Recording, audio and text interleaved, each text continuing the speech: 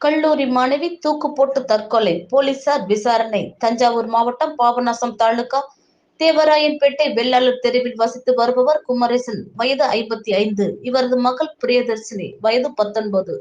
இவர் கும்பகோணம் அரசு கல்லூரியில் BA 3ஆம் ஆண்டு படித்து வந்தார். கல்லூரி மாணவி பிரியதர்சினி கும்பகோணம் சேர்ந்த வாலிபர் ஒருவரை காதலித்து வந்துள்ளார்.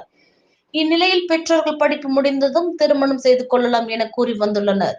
இந்நிலையில் 2-3 நாட்களாக கல்லூரி செல்லாத மாணவி பிரியதர்சினி வீட்டில் யாரும் இல்லாத நேரத்தில் புடவையால் தூக்கு போட்டு தற்கொலை செய்து கொண்டுள்ளார்.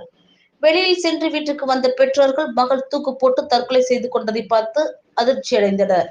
உடனடியாக பாபநாசம் காவல் நிலையத்திற்கு தந்தை குமரேசன் காவல் நிலையத்தில் புகார் கொடுத்தார்.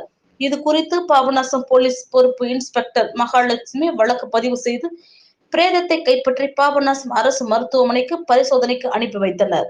தொடர்ந்து போலீசார் விசாரணை நடத்தி வருகின்றனர். தமிழ்நாடு நியூஸ் ஸ்டார் செய்திகளுக்காக பாபநாசம் செய்தியாளர் ஜி. சிவராஜ்.